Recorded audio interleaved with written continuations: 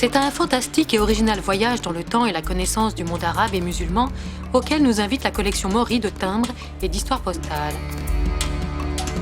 Assurément la plus importante réalisée dans ce domaine, composée de grandes raretés, mais aussi de pièces uniques dont certaines n'ont jamais été montrées.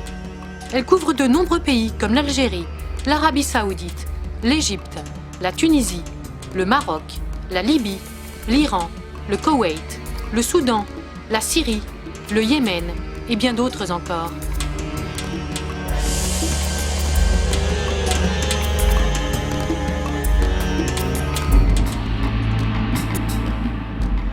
C'est à Paris, dans le quartier de l'Opéra, non loin de la place Vendôme, dans les locaux de la maison Maury, que nous avons pu la découvrir. En feuilletant les albums, c'est l'histoire de ce monde complexe, passionnant que l'on appréhende. Car les timbres, ces petits morceaux figuratifs de la grande histoire, évoquent la culture, sont des géographes, des historiens. Quant aux lettres, elles se font messagers. Elles retracent, grâce à l'analyse de leurs cachets, témoins datés, leur parcours souvent complexe à la fin du XIXe siècle et au début du XXe siècle, lesquels mettent en lumière les relations entre les hommes, les échanges commerciaux. En prenant le temps de les étudier, elles font de nous des voyageurs immobiles dans cette vaste région du monde. En consultant la collection d'Égypte et ses grandes raretés, on pense au véritable travail d'archéologue qu'il a fallu réaliser pour identifier, après de longues et minutieuses recherches, les timbres et enveloppes. Toutes les pièces ont été validées par deux grands experts, Guy Duvacha, un fin connaisseur des timbres de l'Empire ottoman, et Jacob von Uexküll, grand spécialiste du Proche-Orient et du monde musulman.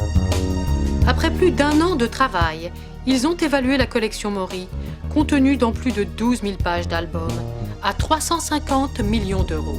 And what impressed me so much when I first got to see this collection, the Maury collection, was not just that there are very many very rare stamps and covers and whole envelopes in it, some of them which haven't been seen before or not for a long time, but also that this collection has been put together as a work of art, as a work of culture.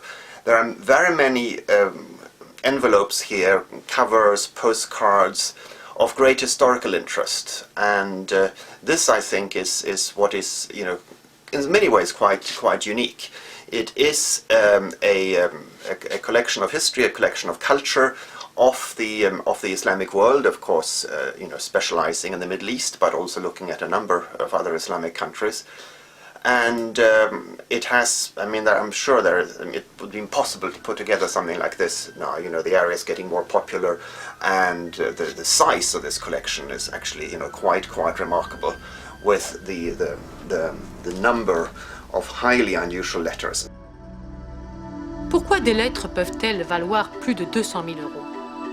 La rareté du mode d'acheminement, de leur parcours, les timbres utilisés sont des éléments d'explication. Ainsi, cette lettre adressée du Caire pour Paris en 1871, alors que la capitale française est assiégée par les Prussiens. Mais au fait, qu'est-ce qu'une boule de moulin? La seule boule de moulin connue en provenance du Moyen-Orient est effectivement dans la collection Maury. Cette lettre vient du Caire, elle est adressée à Paris en janvier 1871. Paris à l'époque était entièrement assiégé par les Allemands. Pour faire rentrer du courrier dans Paris, les Français avaient pensé mettre du courrier dans une boule en zinc et faire rouler cette boule sur le lit de la Seine, et les Parisiens tendaient des filets pour récupérer la boule. En fait, les Allemands se sont très vite aperçus du stratagème et se sont mis sur les ponts en amont de Paris et tiraient les boules de moulin au fusil, et elles coulaient et elles étaient perdues. On n'est pas bête en France, on y a mis des ailettes, moyennant quoi les boules roulaient sur le fond du lit de la Seine et étaient effectivement récupérées par des filets.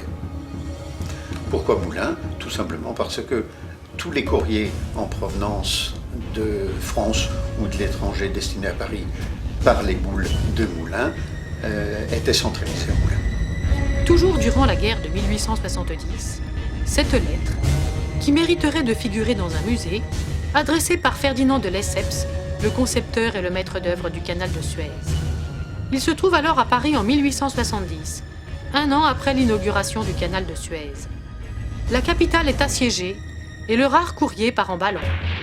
Un moyen ingénieux qui permet à la lettre de Ferdinand de Lesseps, placée dans un aérostat, de passer victorieusement au-dessus des lignes ennemies. Elle fera ensuite un long parcours en France par d'autres moyens avant de prendre le bateau et parvenir à Port Saïd. Cette lettre exceptionnelle d'un point de vue historique et philatélique est évaluée à 250 000 €. La collection Maury compte également des lettres manuscrites, comme ce courrier signé de Saïd Hussein, roi du Hedjaz, intercepté en Syrie, un document historique important, ou encore cette lettre de l'Algérien Abdelkader, probablement écrite à Damas lorsqu'il rédigeait ses œuvres mystiques. Also some very rare autographs.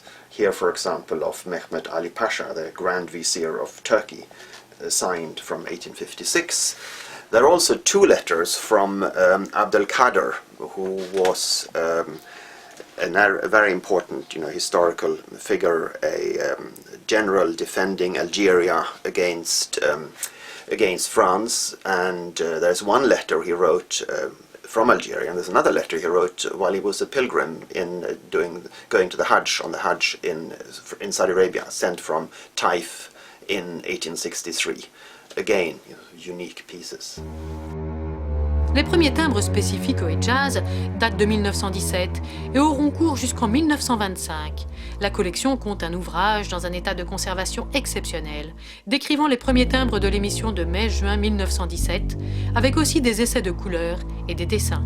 Toujours pour le Hedjaz, les timbres émis pour le roi Hussein ont été conservés dans un état extraordinaire. Early Saudi Arabian stamps, Hijazi stamps, overprinted in gold instead of in black or in blue. And these gold overprints were made for the royal family, for the use of the royal family, but they decided not to use these and they were never issued. But some copies were left in the main post office in Mecca, were actually burnt down in a fire, and so they're all pretty burnt and very brittle, and very, very few of them survived. And again, some years ago they were discovered. This collection has the largest holding, the largest number of these gold overprints which I've ever seen anywhere. La plus grande rareté d'Arabie Saoudite est cette lettre estimée à 375 000 €. Postée de Jeddah et convoyée par les postes égyptiennes, elle est affranchie de la première émission d'Égypte. La Turquie a émis ses propres timbres à partir de 1863. Avant cette date, un certain nombre de postes étrangères fonctionnaient déjà en Turquie. Indépendamment de ces postes étrangères, l'amirauté turque a fait fonctionner des lignes postales à partir d'Istanbul en direction d'Izmir, etc. Et des compagnies privées ont émis leurs propres timbres, et notamment l'Asia Minor Steamship Company, qui a émis deux timbres extrêmement rares, l'un de 1 piastre, l'autre de 2 piastres, verts, dont on connaît un exemplaire sur lettre, les autres étant détachés. Dans la collection Maury, la lettre en question y figure, ainsi que plusieurs timbres de 1 et 2 piastres. L'amirauté a émis un petit timbre qui ne comportait pas de valeur faciale. Ce timbre a été émis vers 1859. Et la valeur faciale, autrement dit le prix du timbre, le prix du port de la lettre, était inscrit à la main. Quelques années plus tard, donc vers 1862-63, elle a émis ce que l'on appelle une étiquette, qui était un timbre découpé d'un carnet à souche. La seule lettre connue comportant le timbre de l'amirauté et l'étiquette est dans la collection. C'est une lettre qui part d'Istanbul, qui est adressée au départ à Gemlik, dans la mer de Marmara, un port, et qui a été réexpédiée par les mêmes bateaux de l'amirauté de Gemlik vers Chios. À l'époque, l'Empire ottoman s'étendait fort loin, bien au-delà de la Turquie actuelle, comme l'évoque cette lettre, seule pièce connue à ce jour, postée de Farzala le 11 mai 1872 et adressée à Larissa, deux localités situées dans l'actuelle Grèce. Les timbres évoquent aussi la vie du monde arabe et musulman, comme ceux émis par le Soudan, représentant le fameux facteur méhariste. L'un d'entre eux est une pièce rarissime, avec ce centre renversé oblitéré, une pièce très convoitée par les philatélistes. Des erreurs, des essais d'impression, des épreuves d'artistes, autant de joyaux présents dans la collection Maury, comme ce magnifique dentelé tenant un nom dentelé d'Algérie. Ici encore, certains timbres sont des pièces uniques, comme ce centre renversé de Dubaï, cet essai du Koweït, cette feuille surchargée du Seyhoun au Yémen, ce carnet de notes superbe de l'aviation sud-tunisienne de 1919. Certaines valeurs très rares ont même appartenu à des collections royales, comme cette épreuve pour la Palestine détenue par le roi Farouk.